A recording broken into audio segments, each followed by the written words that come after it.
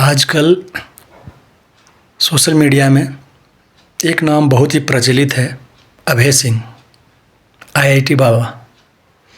मैं उनकी बातों को सुनता हूँ, उनकी वीडियो देखा। उनके द्वारा जो कहा गया है कि अहम शिवम, मैं ही शिव हूँ, मैं ही विष्णु हूँ, मैं ही कृष्ण हूँ, या फिर कभी कभी अपने आप को कल्कि भी वह कहते हैं। इन बातों को समझना बहुत ही आवश्यक है।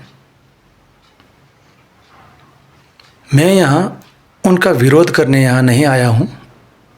मैं बस उनकी बातों को जो मुझे लगा मैं उसे स्पष्ट करने के लिए मैं यहाँ पर आप लोगों के सामने अपना विचार सिर्फ रखना चाहता हूँ, या अपने विचारों को रखने के लिए मैं आया हूँ। उनके द्वारा जो कहा गया है कि अहम शिवम, अर्थात मैं ही शिव हूँ, मैं ही विष्णु, कभी अपने आप को कृष्ण बताते हैं या कभी कभी अपने आप को काल्की बताते हैं।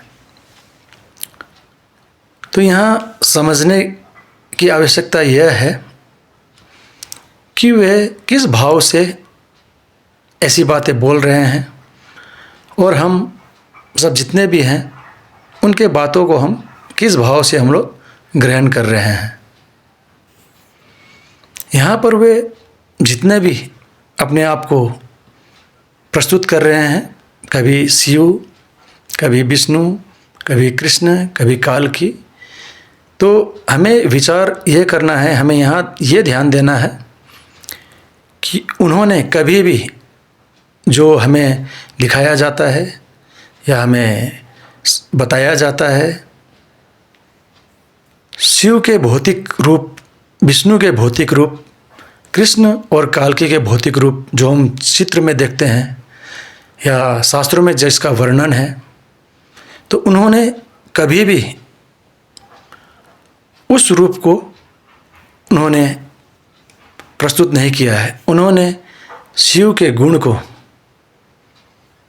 विष्णु के गुण को और कृष्ण के गुण और काल्की के गुण को आधार बनाकर अपने आप को वैसा कहा है कि मैं ही शिव, विष्णु, कृष्ण या काल्की हूँ।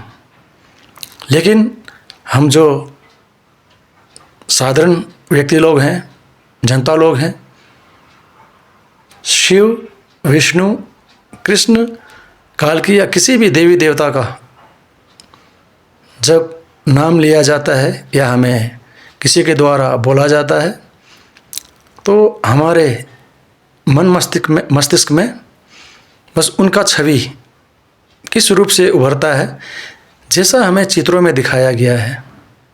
शिव तो नीले वर्ण का, शीर्ष में चंद्र ग्रहण किए हुए है और जटा से गंगा बह रहा है, गले में नरमुंड और सर्पमाल माला है ना, और हाथों में त्रिशूल, डमरू और बाघ का चर्म उनका, और सारे शरीर में भस्म से शोभित सुसज्जित ऐसे रूपों को हम अपने मन और छवि में उभारते हैं। तो और देवी देवता के विषय में भी यही इसी प्रकार से उभरता है छवि। तो यहाँ हम जो उनके द्वारा बताया जाता है या बोला गया है अभय सिंह जी के द्वारा, तो हम उसे उस प्रकार से ग्रहण करते हैं, हम उनका विरोध करते हैं कि आप नहीं हो सकते, क्योंकि हमें उस रूप में वे नहीं दिख रहे हैं।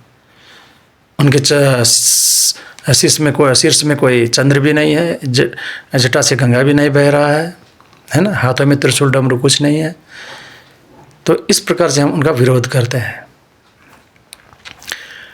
अब यहाँ पर मुझे यह कहना है कि जो वे बातें बोल रहे हैं कि मैं शिव हूँ या मैं विष्णु हूँ या मैं कृष्ण या कल्की कोई भी हूँ, वो कभी कभी बोलते हैं कि संपूर्ण मुझ में समाया हुआ है, मैं वही हूँ, आंतरिक रूप से सभी मैं वही हूँ।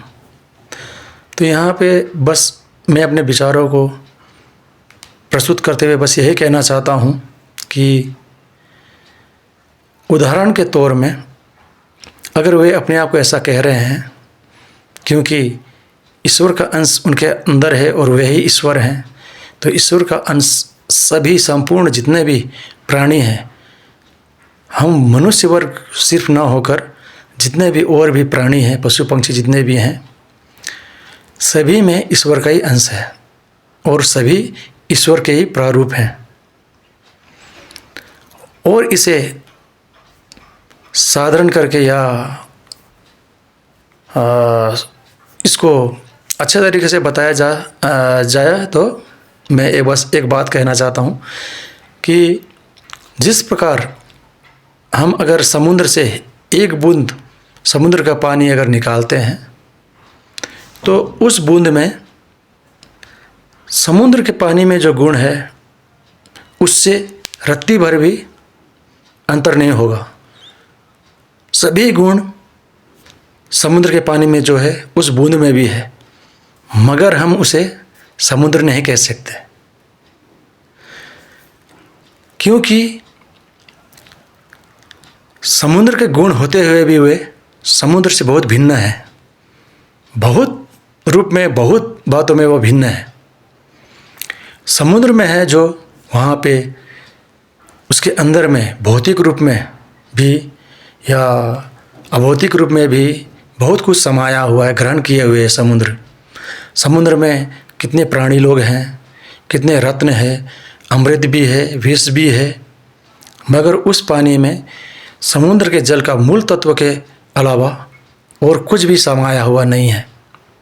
तो इसलिए हम उस बूंद को समुद्र का मूल रूप होते हुए, मूल तत्व होते हुए भी हम उसे समुद्र नहीं कह सकते हैं। अब उसे समुद्र होने के लिए, समुद्र कहा जाने के लिए क्या होना पड़ेगा? तो उसे समुद्र पर मिलकर समुद्र से अभिन्न होना पड़ेगा, तभी हम उसे समुद्र कह सकते हैं। अगर वह समुद्र में मिल गया तो फिर वो बूंद नहीं रह जाएगा। उसी प्रकार से हम जितने भी प्राणी हैं, ईश्वर बनने के लिए या ईश्वर कहलाने के लिए ईश्वर से हमें अभिन्न होना पड़ेगा।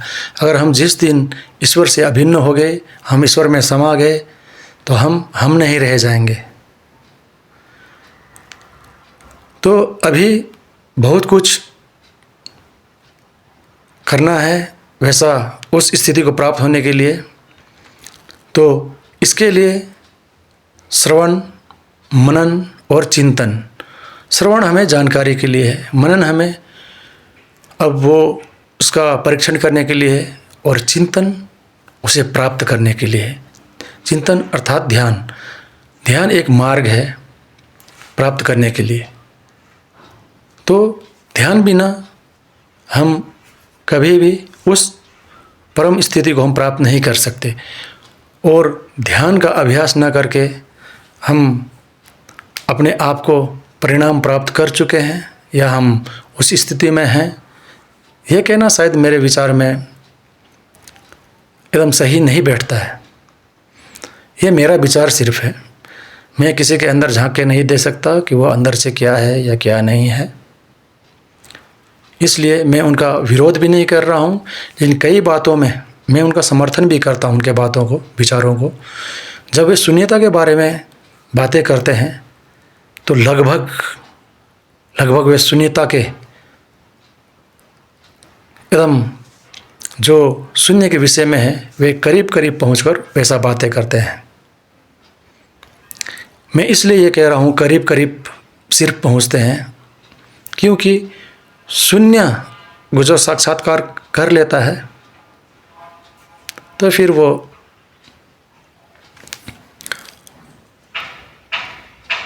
स्वयं शून्य हो जाता है।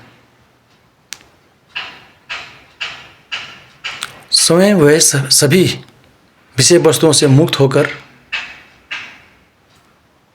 वह निर्वाण हो जाता है। उसे ही कहा जाता है मोक्ष, या हम अपनी भाषा में कहें तो इनलाइटेंड कहा जाता है। ये सिर्फ मेरा विचार सिर्फ है, और भी कई बातें हैं उनको मैं सिर्फ रिक्वेस्ट करना चाहता हूँ कि वे सही मार्ग में हैं, उन्हें और अध्ययन करने का और अभ्यास करने का आवश्यक है।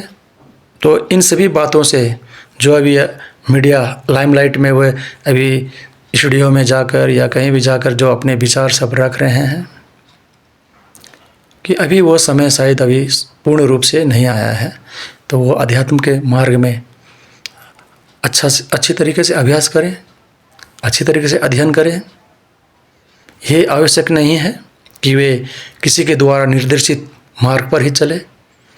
शास्त्र का अभ्यास करें, अध्ययन करें और स्वयं उसे निरीक्षण करके, परीक्षण करके वे जो विचार हैं, है ना, तो उनके द्वारा जो जानकार हैं चाहे या सिद्ध पुरुष सब हैं, उनसे वो सर सलाह लेकर वे अपना अभ्यास करें। और मैं उनकी सफलता के लिए और उनकी शुभ मंगल के लिए मैं अपने तहे दिल से मनोकामना या शुभकामना उन्हें मैं देना चाहता हूँ या करना चाहता हूँ। धन्यवाद।